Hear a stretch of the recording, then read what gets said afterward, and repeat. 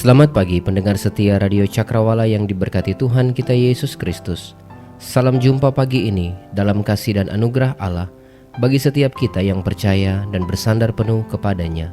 Sahabat Cakrawala, sesaat lagi kita akan mendengarkan bersama-sama Renungan Oasis Fajar yang akan disampaikan oleh Letnan Kaswan Susanto.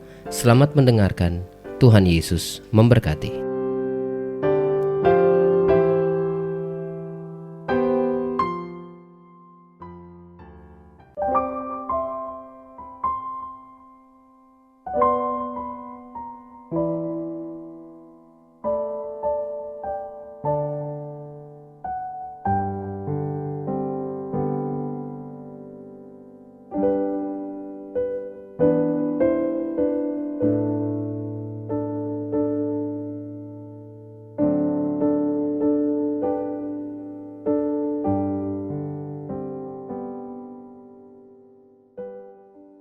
Haleluya, terpuji termulialah nama Tuhan Yesus Kristus Juru Selamat kita. Karena Ia selalu ada bersama-sama dengan kita, memberkati kita dan menolong hidup kita. Kerinduan kita bersama Bapak Ibu dan semua saudaraku yang diberkati Tuhan. Hari ini hidup kita boleh berkenan kepada Tuhan.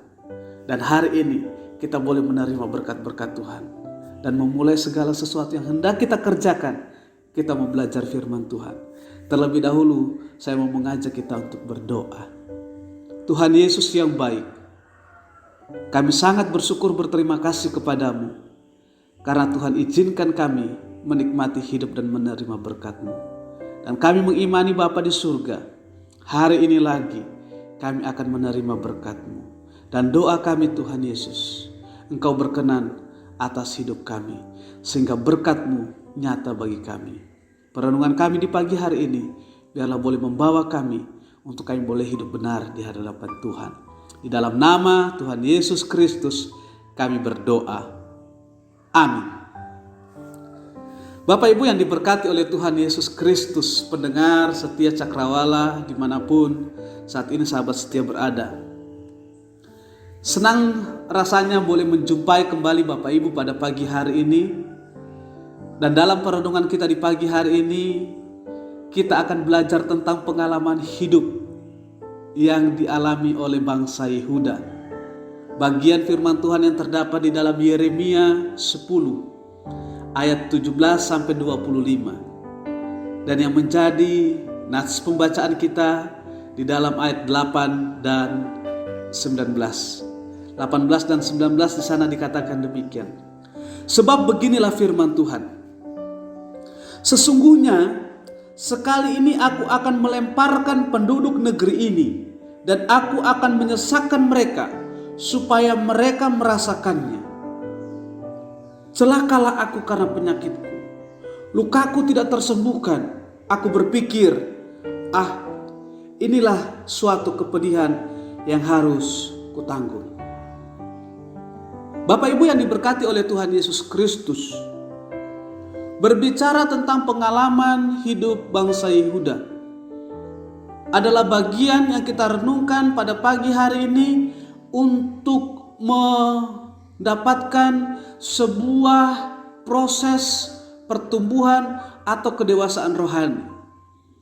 Dan ini sangat penting bagi kita untuk kita renungkan karena pengalaman hidup yang terjadi dalam kehidupan bangsa Yehuda dapat membuat kita mengambil satu keputusan atau langkah terbaik bagaimana seharusnya kita hidup di hadapan Tuhan.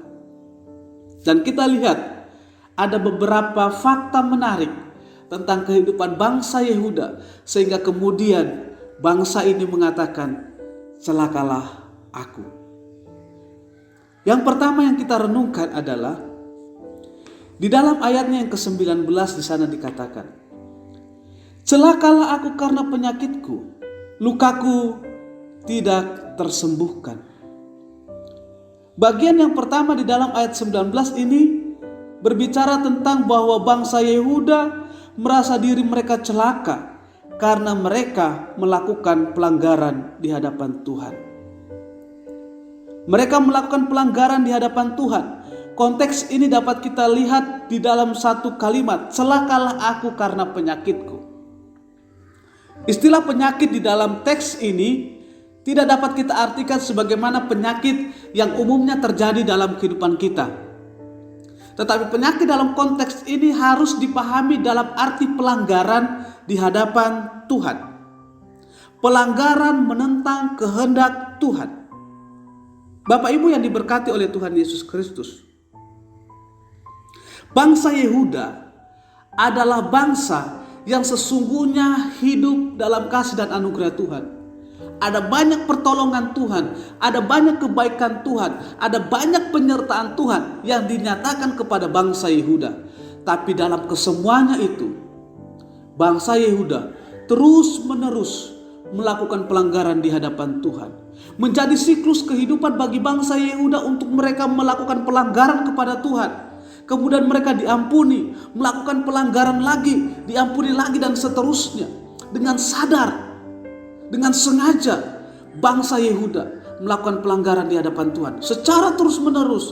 Bahkan ketika mereka sudah diampuni sekalipun, mereka tetap melakukan pelanggaran di hadapan Tuhan. Dan hal inilah yang menyebabkan mereka kemudian merasa bahwa mereka sudah celaka karena pelanggaran-pelanggaran mereka. Bapak Ibu yang diberkati oleh Tuhan Yesus Kristus.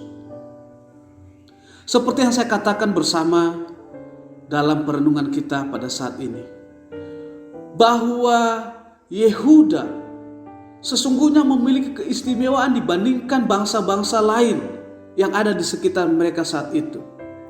Ada 4 fakta penting tentang bangsa Yehuda atau Yehuda itu sendiri. Bahwa Yehuda itu adalah anak keempat dari Yakub dan Lea, dan arti nama Yehuda adalah bersyukur atau memuji. Yang kedua fakta tentang Yehuda, di dalam 2 Samuel pasal 2 ayat 4 menyebutkan bahwa Daud diurapi sebagai raja atas kaum Yehuda. Dan yang ketiga, di dalam Wahyu pasal 5 ayat 5 di sana dikatakan, janganlah engkau menangis, sesungguhnya singa dari suku Yehuda, yaitu tunas Daud, telah menang, sehingga ia dapat membuka gulungan kitab itu dan membuka ke-7 materainya. Singa dari Yehuda, tunas Daud yang telah menang, yaitu Yesus Kristus, Tuhan dan Juru Selamat kita. Jadi Yesus Kristus lahir dari suku Yehuda. Dan yang keempat, fakta tentang Yehuda, bahwa Yehuda diselamatkan oleh Tuhan dari serangan Asur dan Sanherib pada tahun 701 sebelum Masehi. Artinya pertolongan, berkat, kasih karunia Tuhan nyata bagi bangsa Yehuda. Tapi sekali lagi, sejarah Alkitab, fakta Alkitab menunjukkan bahwa bangsa Yehuda kemudian melakukan pelanggaran di hadapan Tuhan. Dan ada 2 pelanggaran yang dilakukan oleh bangsa Yehuda sehingga mereka kemudian hidup tidak diperkenan oleh Tuhan. Yang pertama, bahwa bangsa Yehuda memusuhi saudaranya sendiri, yaitu bangsa Israel. Fakta sejarah menunjukkan bahwa bangsa Yehuda dalam segala keistimewaan yang dimilikinya kemudian mendapat predikat sebagai bangsa yang durhaka karena mereka memusuhi dan membenci saudara-saudaranya yang lain. Dan yang kedua, Yehuda berkolusi atau bersekongkol, bermufakat dengan bangsa non-Israel untuk melakukan penyembahan berhala. Jadi bangsa Yehuda itu selain dia membenci saudara-saudaranya, dia juga melakukan kesepakatan jahat dengan bangsa-bangsa lain untuk melakukan penyembahan berhala. Harus kita ketahui bersama Bapak, Ibu dan Saudaraku yang diberkati Tuhan, bangsa Yehuda dan bangsa Israel itu lahir dari keturunan yang sama. Mereka sama-sama mendengar pengajaran tentang bagaimana Tuhan yang sudah memberkati hidup mereka. Allah yang mereka sembah, yang sudah menolong mereka, yang sudah memberkati mereka, terus disampaikan, terus dikumandangkan kepada dari leluhur-leluhur mereka. Dan ini menyebabkan seharusnya bangsa Yehuda, bangsa Israel, dan saudara-saudara mereka yang lain itu hidup dalam penyembahan kepada Allah yang Esa, yaitu Allah Israel. Bapak Ibu yang diberkati oleh Tuhan Yesus Kristus, dalam hal ini bangsa Yehuda menjadi keras hati untuk peka mendengarkan suara Tuhan. Jika selama bersama dengan ayah mereka diajarkan tentang bagaimana harus menghormati Tuhan pada hari Sabat, tapi kemudian bangsa Yehuda bersama dengan bangsa-bangsa lain menganggap bahwa tidak penting hari Sabat, bahkan mereka kemudian tidak lagi beribadah pada hari Sabat Tuhan. Bapak Ibu yang diberkati Tuhan, poin penting yang menjadi perenungan kita bersama pada saat ini, bangsa Yehuda kemudian hidupnya tidak berkenan di hadapan Tuhan. Itu bukan karena kesalahan orang lain, bangsa lain, bukan. Tapi kesalahan dalam dirinya sendiri, yang kemudian memutuskan untuk tidak mau beribadah kepada Tuhan, melawan kehendak Tuhan. Dan menjadi perenungan juga bersama bagi kita saat ini adalah, ada mungkin situasi yang tidak menyenangkan bagi kita. Ada mungkin situasi kehidupan yang tidak membahagiakan bagi kita. Ada banyak pergumulan, ada banyak tantangan, ada banyak persoalan yang kita hadapi. Tapi yang perlu kita renungkan, bahwa tidak selamanya hal yang tidak baik yang kita rasakan itu terjadi karena orang lain. Tapi bisa saja itu karena kesalahan yang kita perbuat di hadapan Tuhan. Oleh sebab itu ketika kita menghadapi segala situasi yang sulit, yang perlu kita renungkan, apakah kita melakukan kesalahan kepada Tuhan? Jangan pernah mengawali dengan menyalahkan orang lain, tapi introspeksi dalam diri kita, bagaimana hubungan kita dengan Tuhan. Bapak Ibu Saudaraku sekalian yang diberkati oleh Tuhan, bangsa Yehuda mengingatkan kepada kita bersama bahwa jangan pernah kita memusuhi sesama kita, terlebih keluarga kita. Karena ketika kita membenci saudara-saudara kita, maka itu kekejian di hadapan Tuhan. Ketika kita mulai tidak suka dengan sesama kita, itu merupakan satu cara yang digunakan oleh iblis untuk melemahkan iman kita, untuk kita tidak dapat bertumbuh di dalam kerohanian kita kepada Tuhan. Dan pada yang sisi lain, sebagai orang yang percaya kepada Tuhan, jangan pernah kita melupakan Tuhan dalam kehidupan kita. Sabat Tuhan, hari perhentian Tuhan, Tuhan izinkan, Tuhan berikan bagi kita, untuk kita boleh menggunakan sabat Tuhan, untuk kita boleh beribadah kepada Tuhan. Sesibuk apapun kita, seberapa banyak pun kebutuhan yang kita perlukan, jangan pernah kita tinggalkan waktu ibadah kita kepada Tuhan. Jangan pernah kita melupakan Tuhan karena kita mencari kebutuhan kita. Karena ketika kita mengandalkan dan mengutamakan Tuhan, maka yakini dan imanilah, yang lainnya yang kita perlukan akan dicukupkan oleh Tuhan. Yang kedua, belajar tentang kehidupan bangsa Yehuda. Bangsa Yehuda merasa diri mereka celaka karena mereka kehilangan anugerah keselamatan. Bangsa Yehuda merasa diri mereka karena mereka kehilangan anugerah keselamatan mereka. Dan hal ini dapat kita lihat di dalam ayatnya yang ke-20. Di sana dikatakan demikian. Kemahku sudah rusak dan semua talinya sudah putus. Anak-anakku telah pergi daripadaku, tidak ada lagi. Tidak ada lagi yang mendirikan kemahku dan yang membentangkan tendaku. Berbicara tentang tenda, hal ini tidaklah asing bagi orang-orang Israel dan orang Yehuda tentunya.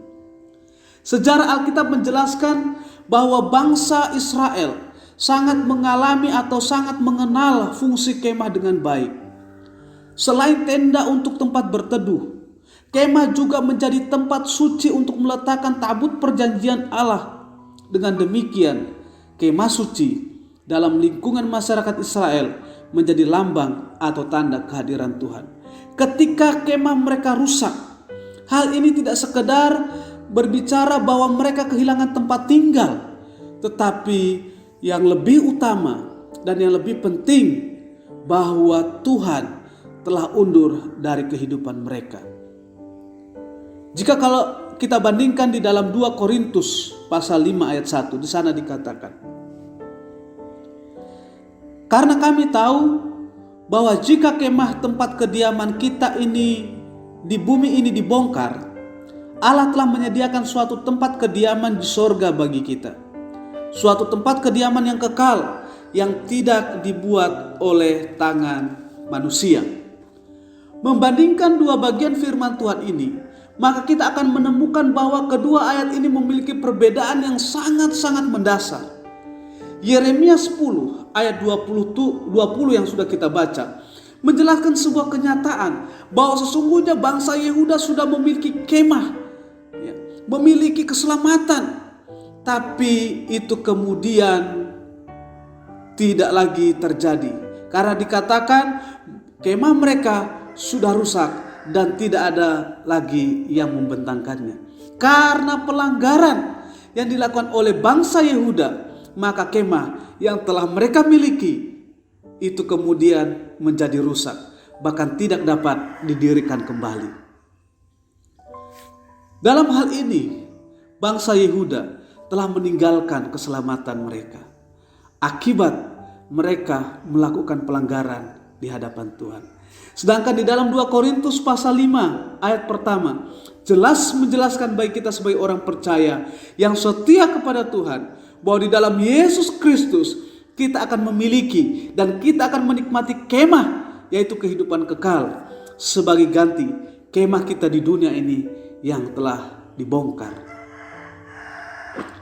Yang menjadi perenungan kita bersama adalah membangun kemah mudah untuk dilakukan, tetapi memelihara kemah untuk tetap dapat dihuni membutuhkan ketekunan. Kesetiaan hidup kita di dalam Tuhan tidak sekedar berstatus sebagai seorang percaya, tetapi kesetiaan kita kepada Tuhan adalah kita berusaha untuk senantiasa hidup benar di hadapan Tuhan dan hidup dibenarkan oleh Tuhan. Belajar dari bangsa Yehuda, maka kita dapat memahami bahwa ketika kita mengesampingkan Tuhan, maka itu berarti kita dengan sengaja mencelakakan dan membinasakan hidup kita. Itu yang kedua. Dan yang ketiga, mengapa kemudian bangsa Yehuda merasa diri mereka celaka? Karena pemimpin mereka bertindak sesuka hati mereka. Pemimpin mereka melakukan tindakan-tindakan yang tidak lagi sesuai dengan kehendak Tuhan, tapi mereka melakukan kehendak sesuai dengan kemauannya sendiri. Ayat yang ke-21 di sana dikatakan demikian. Sesungguhnya gembala-gembala sudah menjadi bodoh. Mereka tidak menanyakan petunjuk Tuhan.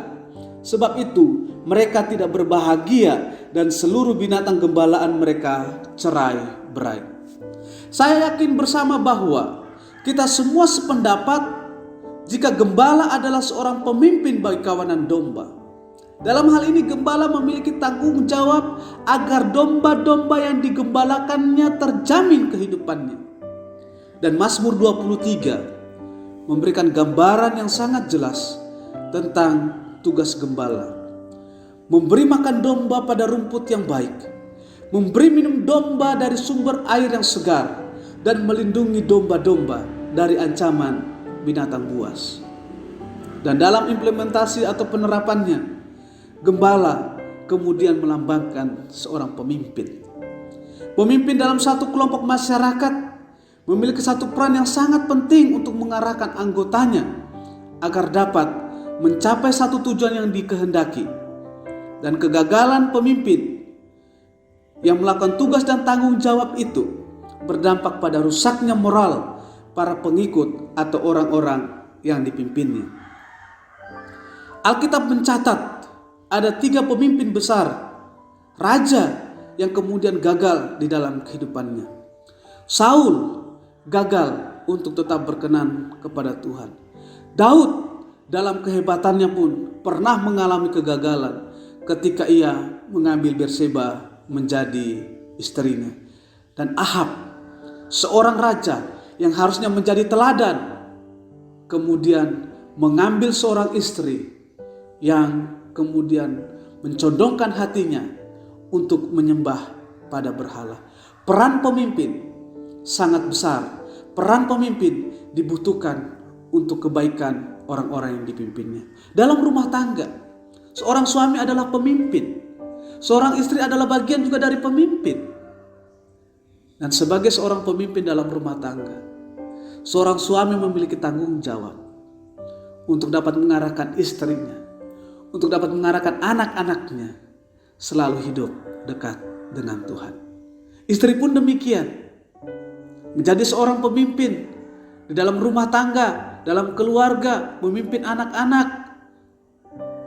Bersama dengan suami diberikan tanggung jawab yang sama untuk boleh membawa, untuk boleh memperkenalkan secara benar siapa Tuhan Yesus Kristus dalam keluarga. Bapak Ibu yang diberkati oleh Tuhan Yesus Kristus, kalau kita renungkan bahwa kenyataan yang sesungguhnya, pemimpin juga dapat melekat pada diri kita masing-masing.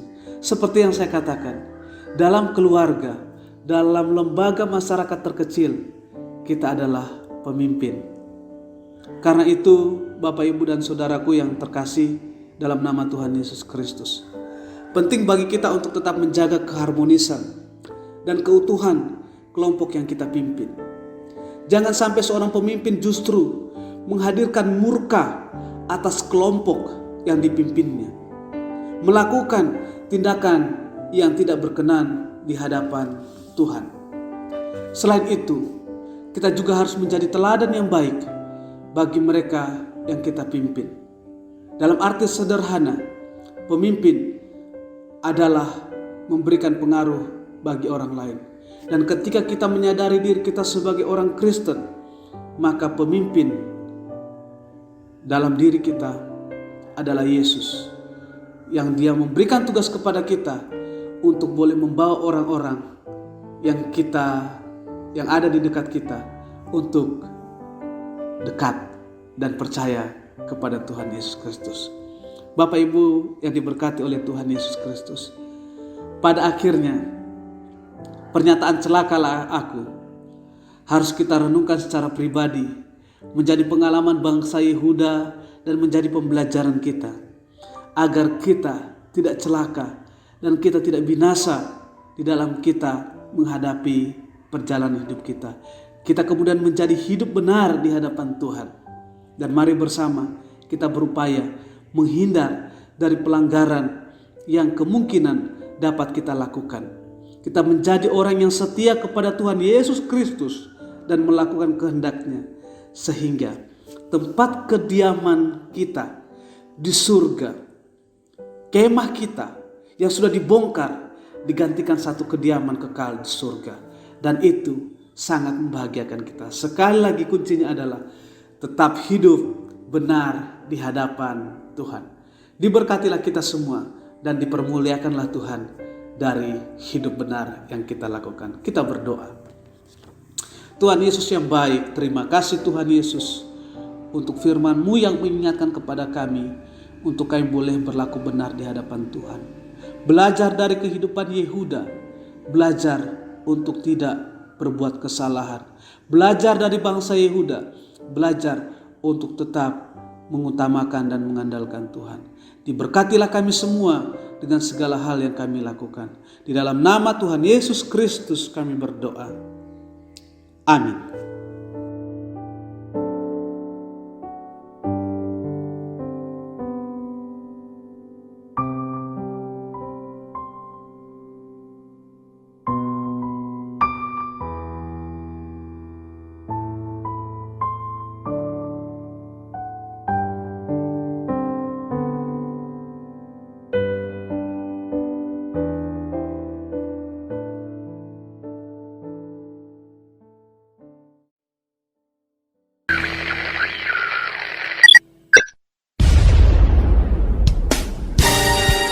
Pastikan Anda tetap bersama dengan kami di gelombang 89,2 FM, The New Cakrawala Radio.